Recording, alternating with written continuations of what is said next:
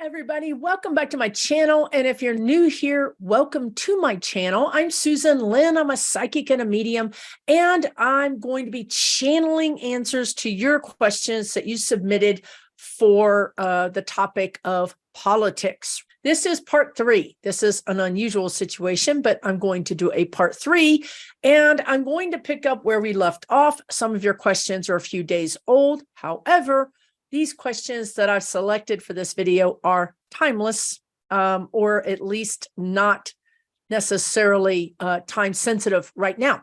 So let's get started. Daniel B, how are you, Daniel, says, will the Democrats have enough wins in 2024 to get something done? Or will they be stuck in gridlock? So that's such a great question, Daniel. So if you're new here, my spirit guides have been predicting that we keep the presidency and we keep the House and the Senate, plus we pick up extra seats. I think in aggregate, meaning that if not to go too much into the past, what they've predicted in the past, but what I see is, well, we are in indictment season. It's a beautiful season, isn't it? Indictment season. And you know, the guides are talking about that's probably why the United States is on fire right now, because it's kind of like we're turning up the heat on these politicians. And indeed, the temperatures in the United States are pretty high right now, right? So what the guides have been telling me is we're in indictment season. That means Trump is going to go down. It's just a matter of how he goes down. And I'll talk about that later, I think. But we're also going to be going after, and I say we, I guess I mean the United States of America or the DOJ, you know, different states, everybody is going to want to get in on this game, right? Let me get some corrupt politicians too. I don't want to be left out, right? So everybody's going to be trying to get their quota of corrupt politicians the rest of this year. Now, what that means is, what the guides have showed me is that some of these Congress people and senators are going to be rung up. They're going to be indicted. Now that's going to play out over the winter and into early spring. I believe that the court cases, some of these court cases and or the pressure of the court cases will cause a few, it's kind of like I see them shaking them out, like shaking them loose of their position, right? We're going to shake you out of this position because we need you to go. You're causing the Republican Party too much trouble. We've got way too much trouble than we can deal with. We need to try to right this sinking ship. So they're going to pressure some of these Congress people and senators out of their positions. They're going to make them step down. Of course, not all of them, but a few. So what I see is some special elections happening next year around the May, June, July. So that means that we're going to have some new people in those positions. Some of them may be Republican, some may be Democrat, but they will be new and they'll run out that special election time frame to whenever the next election is for them. So we may gain some seats even before the 2024 election. Now, let's go to the 2024 election. I see us gaining quite a few seats, to be honest with you. And I'm being conservative. I have some good psychic viewers here on YouTube that I trust, that I respect. And man, they're saying we're going to get 10, 15 seats. That's incredible to me. I'm a little bit more conservative, I guess, because I don't know. I don't know. I don't want to ask for too much. I'd rather be pleasantly surprised by having more. But I feel like right now, the energy, the guides are telling me, well, we could have, well, this is what they've always told me, apparently, because I'm comparing it now to what they said before. So 4 to 6 new seats, winning new 4 to 6 seats in the House, 3 seats in the Senate. That puts us in a majority, Daniel. It does not give us a supermajority, I don't believe, but it does give us a majority, and we will have I believe we'll have enough of a majority to move forward, to move everything forward. 2 years, that's not a lot of time, but they've got 2 years before the midterm to turn it around, get us back our, choice, give us back a women's choice. Also, do some more things with these student loans. They've got to do more with the student loans.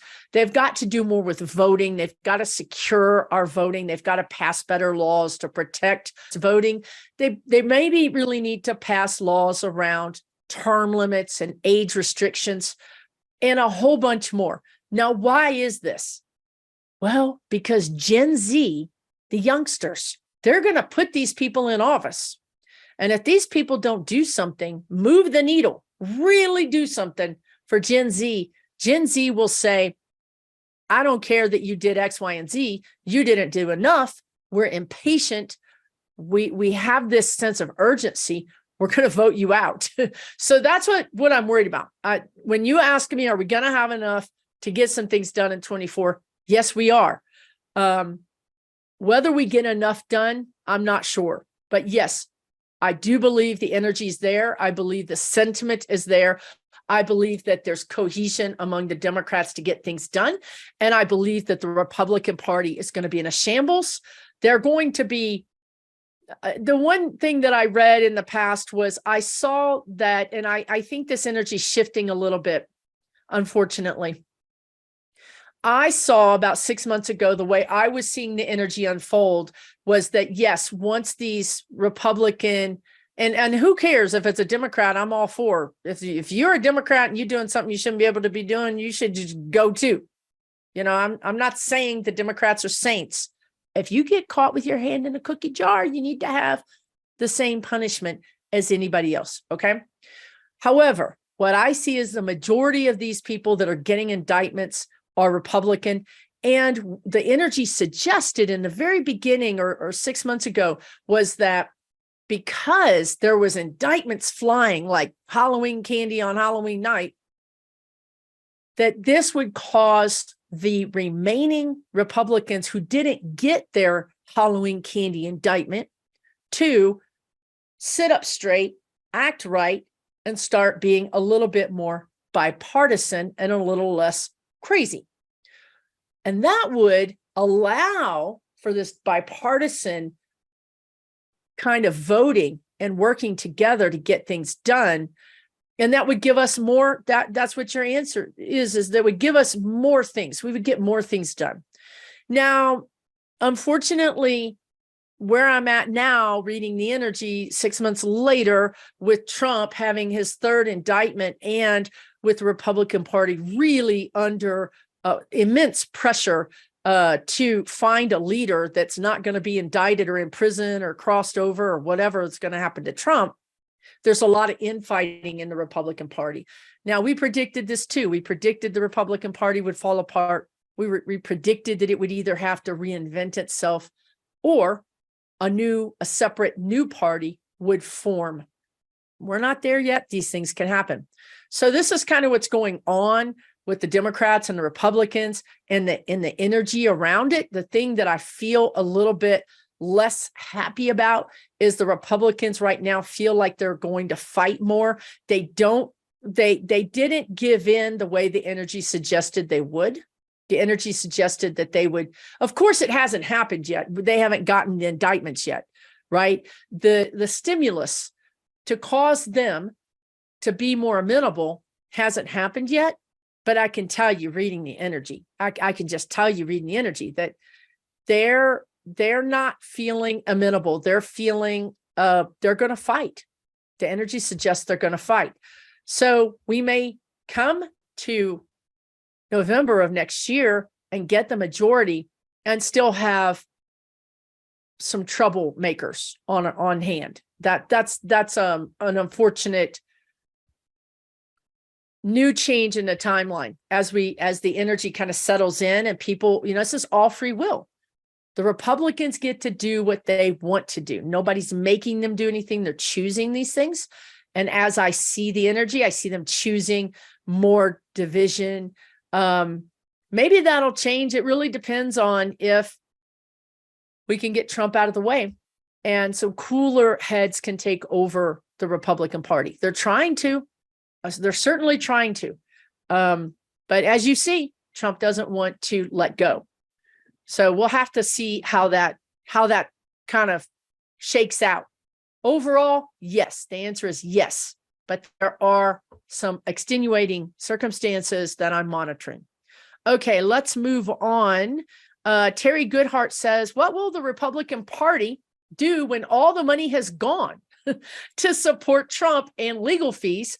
Then he doesn't make it to voting day. Who will get on the ticket? So I've talked about this in other readings. It's mayhem in the Republican Party right now. DeSantis is literally like an airplane that's on fire, getting ready to crash and burn permanently. Trump is going to crash and burn permanently. I do know that some of you commenters have said that some very respected readers have said that Trump will get the nomination. Right now, I disagree. I don't think he's going, unless he gets it in.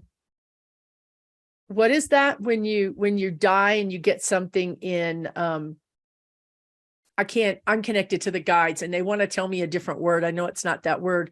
But anyway, unless he gets it after he crosses, I mean, the Republican Party could be in such disarray that there's no one left for them to even consider giving. They just can't come to any sort of agreement. And it could be that they vote him in, even though he's in prison or even though he's crossed over. Now, if he's in prison, he can still run. This is one of those laws that we need to probably go back and take a little look at and decide maybe we want to change or add an amendment, to the Constitution, because no one ever thought that we would be in this place. And we've gotten a real education about just how loosey-goosey some parts of our Constitution and amendments are. So he could win. He could run. I don't see him winning. I don't see him really running, honestly. And I could do a deep dive on him, but I think you guys are sick and tired of talking about him. But things are heating up for him. I mean, really, he deserves a video because he's really coming to the realization that he is toast. What he's doing right now is he's the word they're using is diverting, but there's a different word for it. And he's kind of like saying, hey, look over here, Judge Chutkan, look over here, Smith, look over here, DOJ, everybody, look over here. Meanwhile, he's over here off the camera trying to come up with another plan, an escape plan, some other plan. He didn't get to be president of the United States without, outlasting some really horrible people, right? This guy knows how to go deep, to go low. He knows how to gross other people. He's not without his own abilities to evade. It's not going to work. It's not going to work, but he's going to do some things, which I think could be newsworthy. One of those things the guides talked about a while back, right? They talked about him going, literally, if he can't talk about his witnesses, if he can't talk about Pence, or he can't talk about other people that might be involved in the trial, then what he's going to try to do is he's going to try to talk about people that aren't related. So the guides told you this, that he would share information that should not be shareable, perhaps even secrets. Right after I did that video, literally hours later, he shared Barack Obama's address publicly. And not too long after, some crackpot showed up at Barack Obama's house. That's what I'm talking about. He'll do anything he can that he thinks will put pressure on the DOJ. He's going to try to triangulate. He's going to try to bring in China and say, if you don't do, it's a hostage. It's a hostage taking. If you don't give me what I want, I'll share with China this thing, or I'll say something embarrassing. I'll let some secret out of the bag that will terribly embarrass the United States. It's not going to work, because at this point, we've gone beyond the point of no return. Biden doesn't care anymore. The DOJ doesn't care anymore. Nobody cares anymore. Go ahead and hold us hostage and extort us. Go ahead, take your best shot. We're willing to take it on the chin to take you out. Nothing you say has any power over us. Go ahead. And if he tries to do something that would literally put us in some sort of real danger from the standpoint of intelligence or our security, they will grab him and put him in a lockdown. They will lock him up, not in a prison, not in a jail, but in a secure facility. And a lot of people keep talking, or the Legal Eagles talk about this facility in Florence, Colorado, being like a super max prison. I don't get a good feeling around that, you guys. I honestly get some kind of crazy prison break-in, some kind of crazy, like he hires the cartel or somebody to break in. I mean, I get really bad vibes around that. I don't like him I don't like the energy of him being in any public or prison system. It doesn't work. He could be, they were giving me this last night. He could be in Langley Air Force Base, or McLean, wherever that is. There was one other place. He could be in a place like that. I see a bunker of some kind, like a concrete bunker. I mean, literally something that would be bomb-proof. I see it surrounded by razor wire. I see it surrounded by multiple levels of protection. Gitmo level security. Okay. I don't know. I went off on Trump because they wanted me to talk to you guys about that. So let's just move on. Your question was, what will the Republican Party do? Well, right now, they're trying to get rid of Trump. As we go into September, October, November, they've got to get rid of Trump. He is nuclear. I mean, he is super poisonous to the Republican Party. They want to get rid of him. They want to shut him up. They want him to be contained. Okay. So you're going to see the Republican Party kind of working right alongside the DOJ, and they may even give up some of their own people if they have to make all this go away, right? Like I see a little meeting, like, okay, we can give you, because we have, witnesses, or we'll corroborate something or whatever. We'll give you these 3 Republicans. We need to make this all go away, like post haste. So that's what I see that happening. And I see Trump going down way before way before the election. I mean, I see him going down by May of next year, if not by the holidays in December. Okay. So something is going down big this December. It could be that they lock him up, pre-trial detention of some kind, for his own safety, for the safety of the United States, whatever the reason is. He could be locked up like that by December, and his trial, at least one, if not 2 trials, will be completed by May. So imagine what happens to the Republican Party. They don't have a front runner. I keep telling you guys, we get to May, there's no front runner. There's nobody. The Republican Party, meaning the constituents of the Republican Party, are infighting. They don't trust each other. They're breaking apart. The Republican Party is breaking apart.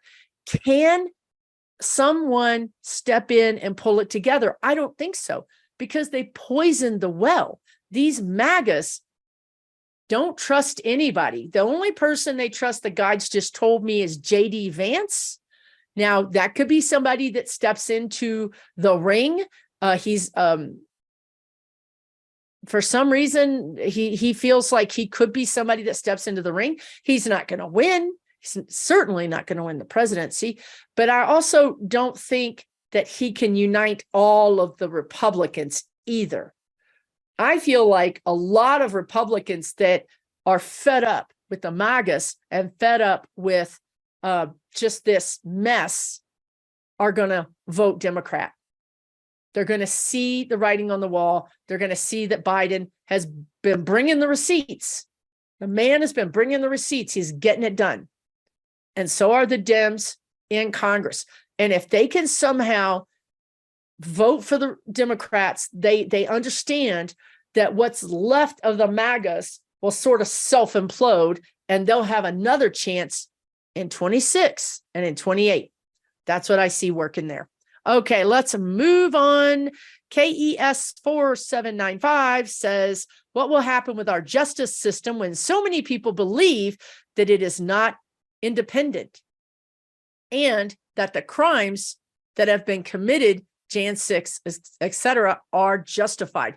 So we're talking about the justice system here. So I assume you're talking about the courts. Well, this is a great question, KES, because what I see happening, and this seems very unchangeable. This energy is presenting to me as locked in. There's no going back, is what they're saying. This is it. This part has been, it's a contract. It's done. It's written. It's like I always say, it's written. What that means is how that's going to look to us is that the courts are going to put these people in jail. They're going to put people in jail based on the laws on the books.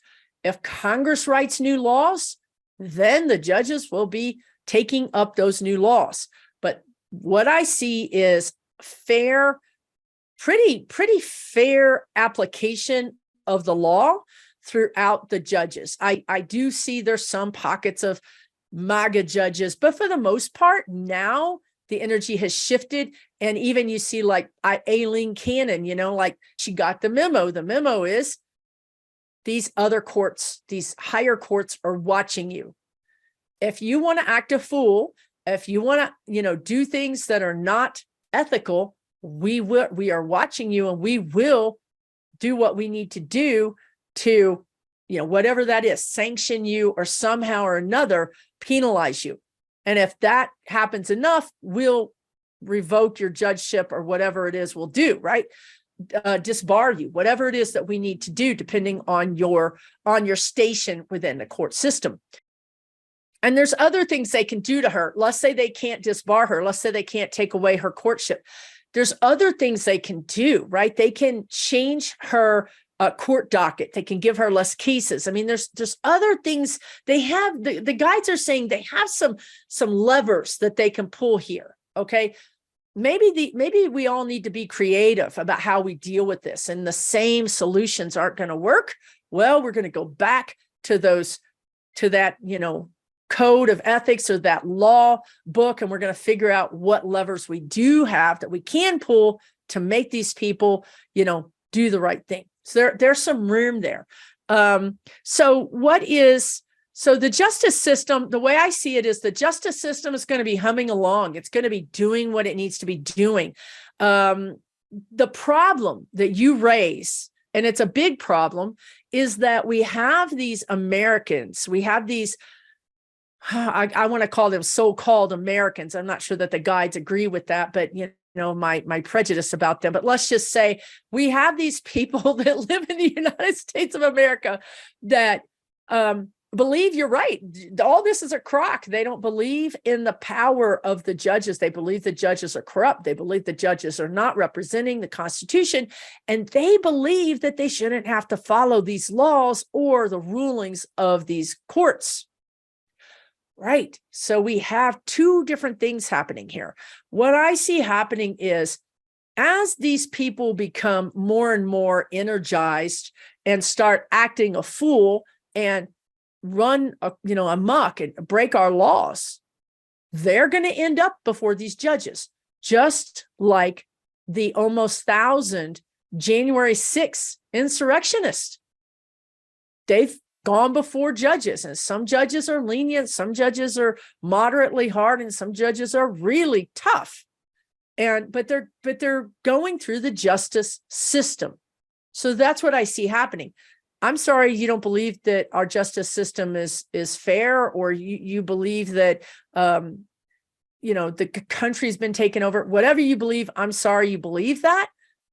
But we're still a nation of laws, and if you break the law, you're gonna end up before a judge, and you're likely going to end up in a prison. And after so much of that, a lot of this is going to die down. A lot of these people are going to just go back to work. They're going to go back into their hidey holes or their, whatever little dark corner they came out of from the first place. They're going to go back in there and hide out until the next opportunity, right? So I think that's what's going to happen. We just have to apply the rule of law to these people, and hopefully they get it. And if they don't get it, eventually they'll end up in front of a judge. Okay, next question, Ruth Ann. I'm just going to call you Ruth Ann. All right. If 45 flees, will Melania go with him, or will she stay at Mar-a-Lago? Okay, here's the thing with Melania.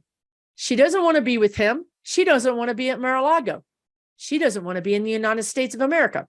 But this is her job. This is literally her job. She is paid to mind Trump, to make sure he doesn't sneak off, to make sure he doesn't do a deal with the wrong people, or to maybe expose his handlers, expose his dark money. She is his handler. She's his Russian honeypot handler, or not. Well, she's maybe not be from Russia, but that's who's paying her bills, allegedly, and for entertainment purposes only. So if he flees, if she thinks that he's going to get caught and possibly injured or killed, this is what they're telling me, then she'll just stay at Mar-a-Lago with her who cares jacket, filing her nails. She won't care. That way she's not that far, Oh, I said that to you guys. Oh my God, I said that to you guys. Okay, right. I was just going down the garden path like I do with the guides, and then I saw where I was going. I'm just 40% of this duo. So I'm going along, minding my own business, and all of a sudden I'm like, oh, shit. So what I saw was, I started to say she would stay at home so she wouldn't be connected to the crime or the murder or the accident. Okay. And then the next thing they showed me was, and I've said this to you guys before, she could be, for entertainment purposes only and allegedly, the blunt instrument that takes him out. I'll let you figure that out on your own. So she has, this is, you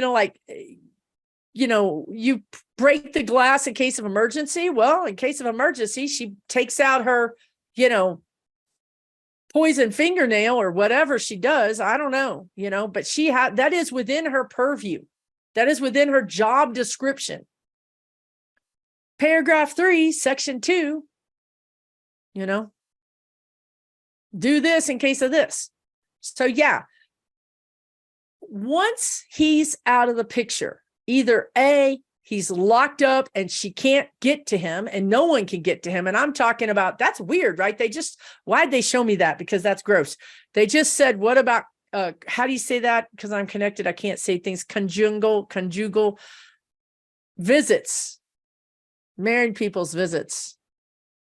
I'm sorry. I'm truly sorry that if that image went into your brain, please accept my apologies. See, this is the problem. This is why they showed me this, because I see him. This is a big problem, you guys. This is a big, big problem. Okay. So let me back up and explain what's going on in my head with my whole conversation with spirit guides.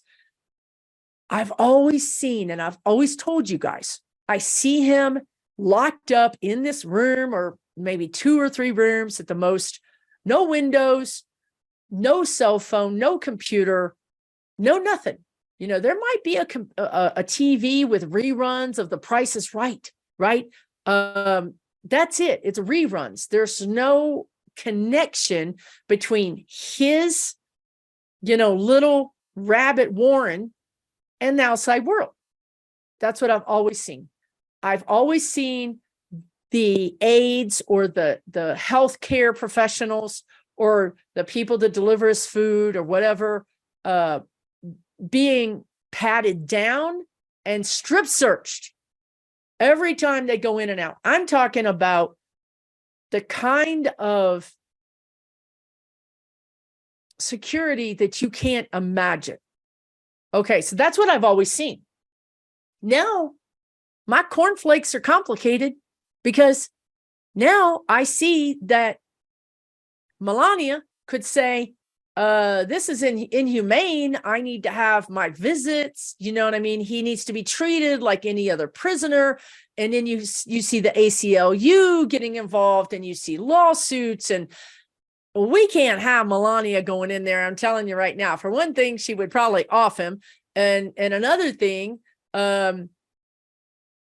she would probably, Epstein. It would be an Epstein situation, because once he's in there, he's no longer useful to her, and he's a liability. As long as he's alive and he's not useful, he's a liability. Okay. I've done videos about this. I've talked to you guys about how I could see a scenario where he goes in all seriousness to Garland and says, you have to give me witness protection. I have clear, evidence. Here's my Secret Service detail, has clear evidence that there's an attempt made on my life.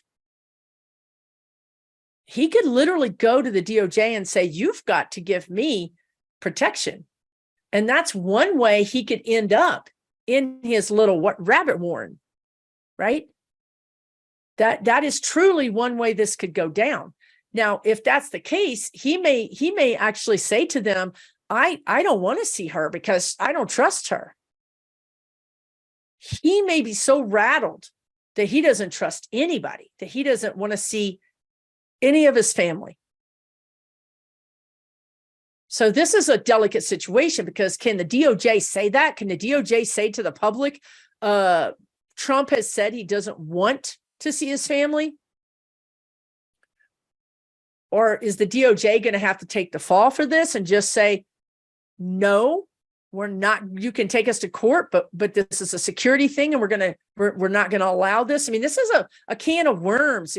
Those people who say, oh, we should just lock Trump up and throw him in prison, you guys are not thinking about all of the situation here, right? It's a very complicated situation to have a man who was the past president of the United States, who's being indicted and investigated for selling state secrets. He could be working for people who he could flip on. Well, these people could be heads of other states that are enemies of our state.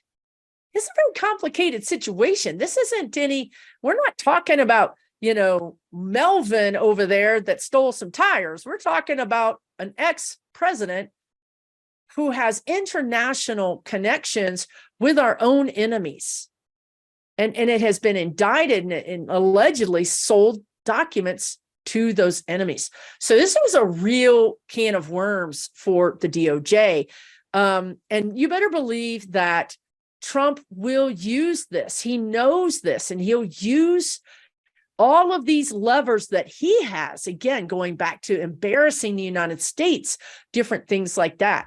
So, I mean, the Susan part of this collaboration would say, well, what do I care if Melania goes in there with her poison fingernail?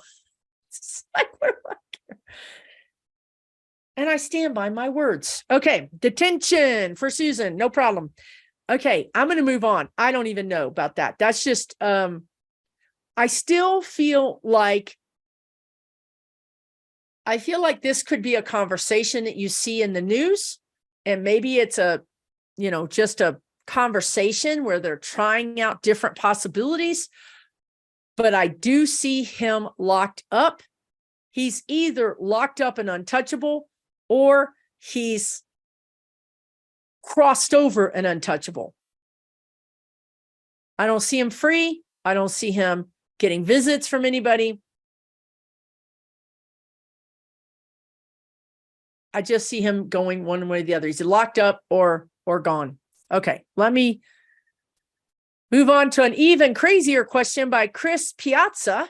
Okay, this is a climate question, and it's a little bit of a long question, but just try to bear with me here because it is important. And the guides did talk to me about this about 6 months ago, so it is important. Okay, her question is the AMOC, the AMOC. The AMOC is the Atlantic meridional overturning circulation, basically the Atlantic Ocean and its patterns, its currents.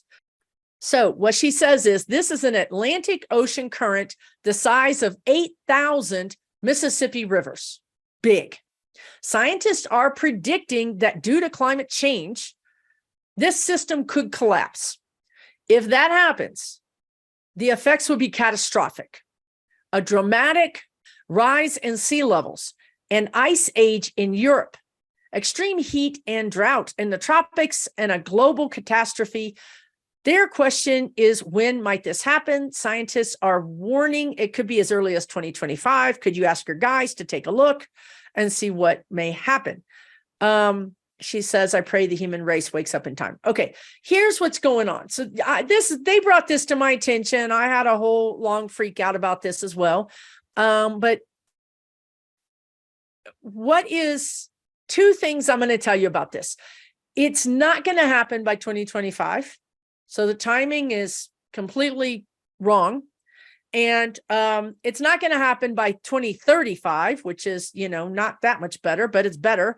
And it's not going to happen to the extreme that some of these models predict. Now, the scientists that you're talking about, they have models, this is the least amount, and then it goes into the extreme amount, right? This is the extreme amount. The guides tell me this isn't going to happen. We still have about, when I say we still have, I don't know what they mean by that, because that's a little bit scary. They want to talk about 2050. So, 20, 25, 26, 27 years from now. And it's not this, it's just not what we don't know. These are predictions and models because we've never had this happen. So we don't know. We can only model. We can only say based on previous or our thinking. We've got the thinking all wrong. I do think that we could have some sort of extreme situation happen, but it manifests in not an extreme way. Okay. By the time we get to 2050 anyway, we will think about our weather changes in the past 5 years. Okay. Now think about that, 5 times more changes in the weather patterns. By the time 2050 comes, we're going to really be all hands on deck. We're really going to be understanding what's happening. We're going to start, we're going to be doing something on the poles, on the axis of the earth. We're going to be doing some work there that's it has something to do with the magnetics of the poles. We're going to be doing something to forestall the worst part of this, which the worst part is still not as bad as what these scientists are predicting. We're going to manage it is what I'm going to tell you. And again, I keep telling you guys, we're going to be living in bubbles. We're going to manage it. We're going to do the best we can to manage it. We're not all going to die. We're not all going to get swept off the earth. I don't see an ice age in Europe. I can see some more bizarre and extreme weather that will be disruptive, right? In some ways, an ice age would be a quick and easy death, right? But instead, what we're going to endure is crop failure, weird, crazy, extreme weather that is going to bring us humans worldwide more together because our fate depends on it, right? So what I'm telling you is not great, but it's not that. It's not that bad. It's not that sudden. It's a more gradual changes. As the changes happen, the humans adapt to the changes. The humans try to, they've talked about this in the past, engineer our way out of it, and we will lessen the impacts through our science and engineering. And then what will be helpful for us is to realize when we can't engineer our way out of it, and we just need to move out of the way, right? So there gets to be a point where the guides say the scientists have to be, they have to get their ego out of the way enough that they can be honest and say, we've done all we can. Now we need to switch to this other, instead of like engineering and changing the climate, we need to switch to adapting to the climate, right? So let's just say there was an extreme temperature change that was a permanent temperature change in Europe. Then we're going to be living in bubbles. We will. I see it. I've seen it. I've talked about it. So we'll adapt to this. Okay. But I agree with you that there is energy around this because the guides have already talked to me about it. And I already have my own human version of freak out about it for a long time. I did a lot of research about it. I talked to my guides about it. If it was something that was going to affect us, you better believe I'd already done a video about it. But I do think it's important to talk about it. So thank you, Chris, for bringing it up, because this is going to become more and more public information, and we're all going to start talking about scenarios. What if this happens? What if this happens? Right. And instead of being afraid of it, I want you guys to have at least the feedback from non-physical, which is, yeah, humans have some change coming. They're going to adapt and they're going to engineer, and your life is going to change for sure. But, our lives have changed dramatically. And this is why this is all happening. I just figured this out. Again, I'm the last person to know. I saw this video, or this, not video, but this voice recording of this guy that died in like 1920, but he was obviously, spent the 1800s. He died almost at 100 years old. So he spent the 1800s as living through the 1800s, and they did a voice recording of him of what was it like in the Wild West of the United States, say during the mid 1800s. And he talks about this grass that's so soft that you could lay down on it and go to sleep, and it was like a pillow. And then he says, yeah, and now I've been sent pictures. This guy was interviewed when he was like 98. He says, now I've seen pictures and that grass is all gone and it's just dust. It's just dirt. Y'all, we've been changing this planet from the get-go. This isn't just now. We've been very much altering the ecological systems and the weather patterns of this planet since we got here, and especially since Americans got to, or discoverers got to America, right? The Dust Bowl. Remember that, right? So yeah, we're going through some terrible climate change, but we've been through some terrible climate change, and we adapted, and hopefully we'll adapt smarter.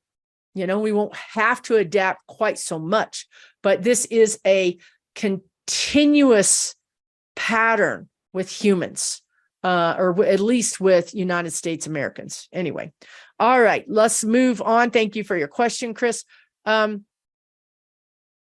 Deborah Watanabe says, will the government ever get Fox News out of our military installations? And I know some of you guys don't watch the news. I don't watch it either, but the guides pop things in front of me that they want me to see. we really have trouble in the military, right?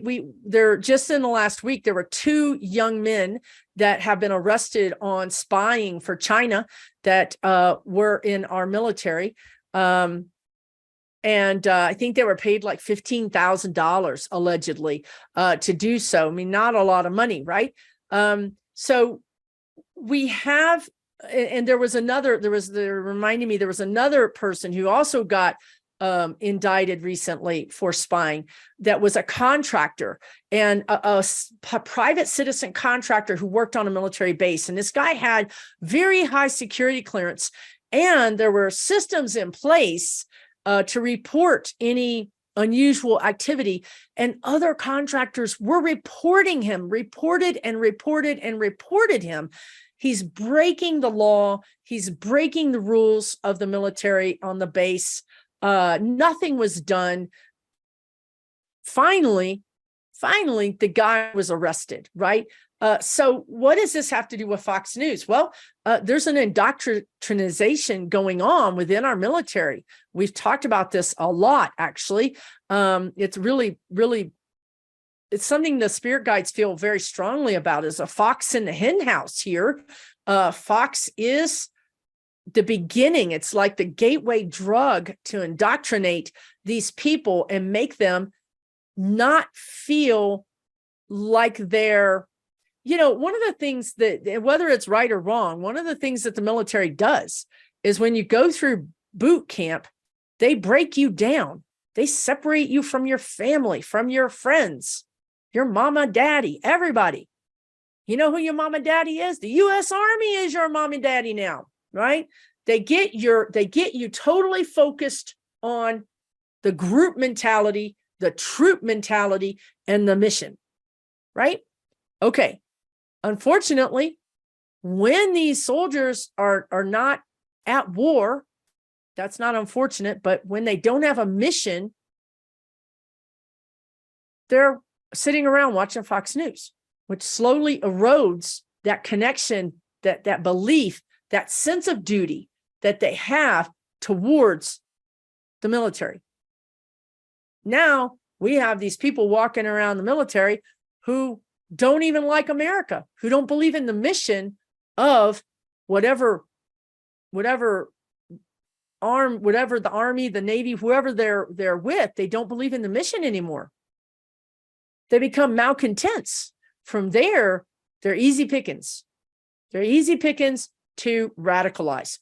So yeah, we got to get Fox News off of the military base. I think it's going to be a combination of things. I think Biden in 24, this seems like something that's probably going to be happening towards the end of 24, again, after the presidential election, into 25, when we have that Congress that's going to be more steely-eyed and more ethical and more American. They're going to get in here and start doing things like taking Fox off of the military. At the same time, I see Fox breaking apart. I see more attacks on Fox. I've told you guys that I see with this conspiracy laws, this conspiracy crimes that Jack Smith is investigating. I think it's going to nab some Fox News people. And I think Fox News may fall apart. I've always seen it getting broken apart. Here's your sports section. Here's your home, whatever section. Here's your celebrity section. You don't have a political section anymore. That is gone forever. So what we have to do then is make sure that we've got new regulations across the military. It's not up to the commanders anymore. It's not up to the base commanders anymore. It's up to, the general, the 4-star. And the 4-star says, we're going to watch, you can watch sports, you can watch home repair, you can watch but you're not going to watch any politics. And again, this goes back to the same thing they want to keep telling you. It's going to be a bit of a reduction in our freedom, right? What do you mean? Aren't I an American citizen, even though I'm serving my country? Shouldn't I be able to watch anything? Well, were you watching anything before? No, you were not. The base commander had you watching Fox News. You didn't have a choice there. Sit down and shut up. This is what you get, right? because it's a matter of national security. You're going to be hearing that all the time. As a matter of national security, we've locked Donald Trump up. As a matter of national security, we are removing Fox from our army bases or our military bases, right? You're going to be hearing that as a matter of national security. You can hear that all the time for the next year. Okay, that's what I see there. Let me keep on moving on. Barbara wants to know about the political polls, and she wants to know, are they accurate? No, they're terribly inaccurate. They're polling people who have landmines. That's hilarious. Landlines, or, they're not so set up to poll people on cell phones. There's a lot of ways you can block this kind of thing on a cell phone. They're not polling people. They're not polling a good cross section, and they're for sure not polling Gen Z. So the polls have been terribly inaccurate for the last 2 presidential elections, and I don't see them getting any better, to be honest with you. Gen Z is not going to be pollable. They're not pollable. If you go to the campuses, if you go to wherever Gen Z hangs out, you're going to have to go in person. I just don't see that happening. They don't have that kind of wherewithal to do that. So I think the polls are going to continue to be untrustworthy. Okay, BJ Helder. This is an interesting question, and it's got a lot of energy around it. So a lot of energy. And I've talked about it off and on. Will we get back to normal relations with Cuba? And if so, approximately when?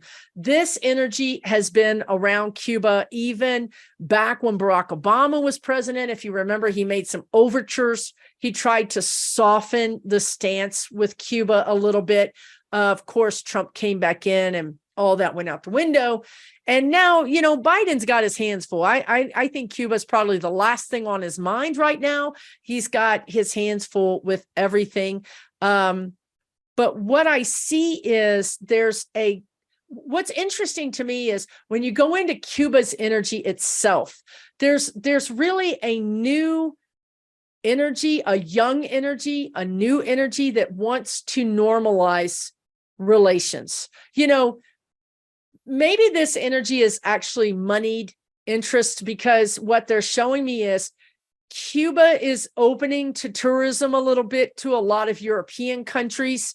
So there is some tourism, but you can only go within these certain closed off areas. Tourists are only allowed in these certain closed off areas.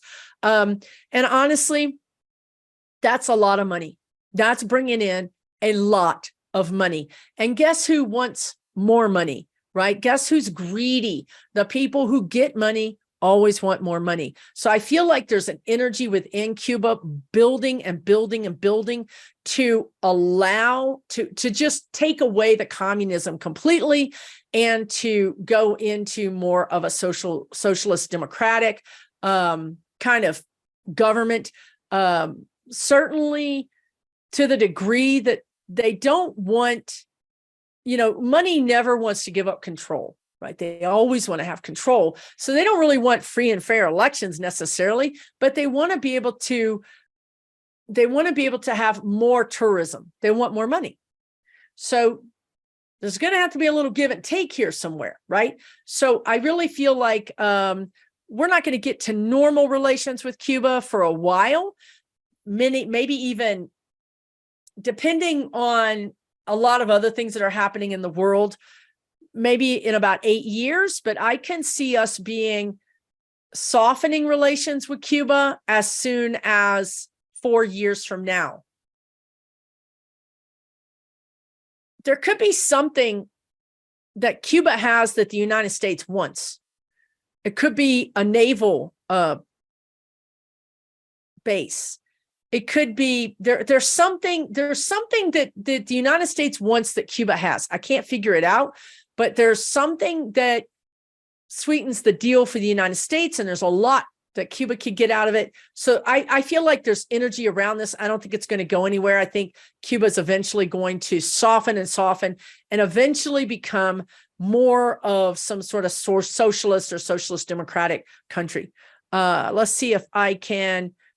I'll go way out on a limb here for this last question, and this is by a low cat. Okay. I want to say that I don't read on controversial or conspiracy things, but my guides always laugh at me because this, a lot of stuff I do read on is controversial, but this is pretty controversial. Okay, so a low cat says, recently, President Obama's personal chef died while paddleboarding near the Obama home. Was this an accident or accidentally on purpose? Does he have a message for us? Now, I'm telling you guys, I don't read on these kinds of deaths. I mean, other than Ivana, who came to me and told me that, she told me. That wasn't me. I didn't do that. I didn't fall down those stairs. She has a lot to say about that, honestly. And she says they didn't have to do it. She wasn't gonna turn state's witness.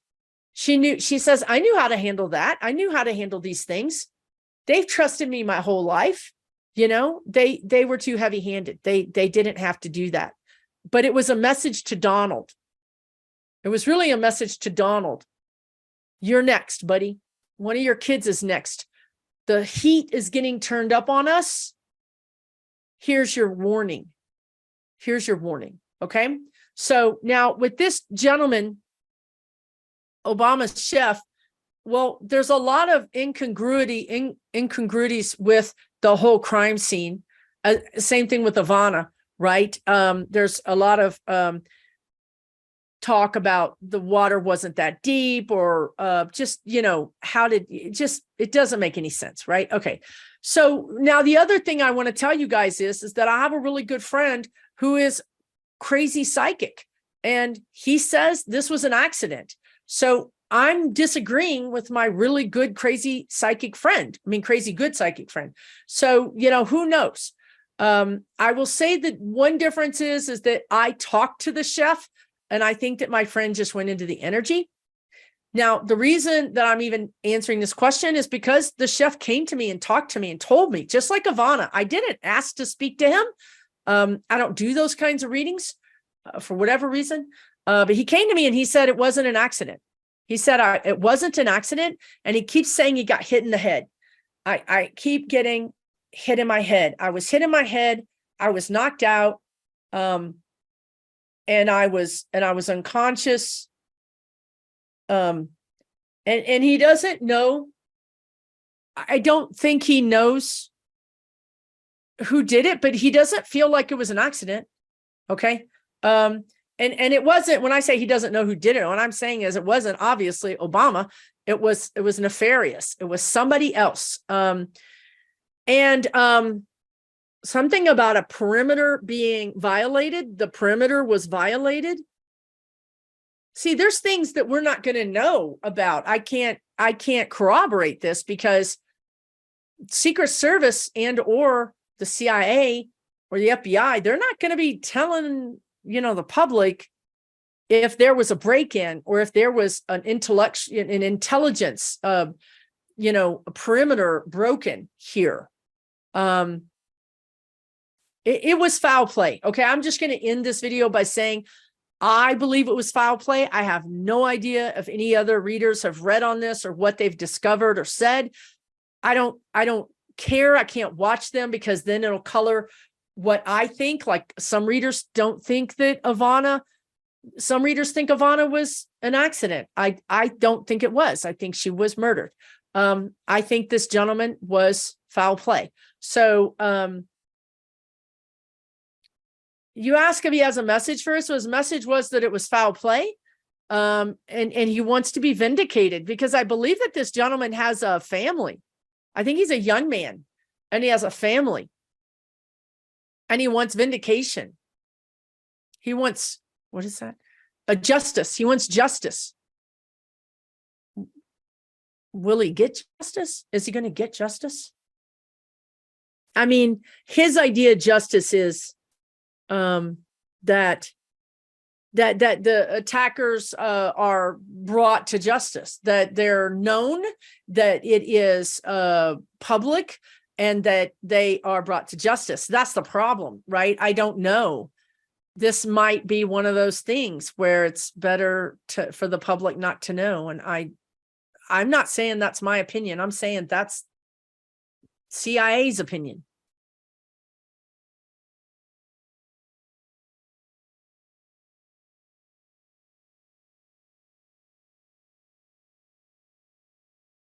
Right now, I'm going to give you a 50-50 chance that it's public, that it becomes public. I can't go any higher than that, 50-50. You could hear a weird report by the coroner that says there's incongruent injuries. The injuries are incongruent with that of a drowning. And that's how they would do it. They're not going to come out and say this guy was murdered. They're going to say injuries are incongruent with a drowning. And that'll be buried on page 99 or, some, article on your website, on the website that's buried, right? So that's kind of what I get for that. Okay, guys, thank you so much for your questions for part 3. Really appreciate you tuning in. Thank you so much. Take really, really good care of yourselves, and we'll see you really soon right here on this channel. Thanks again.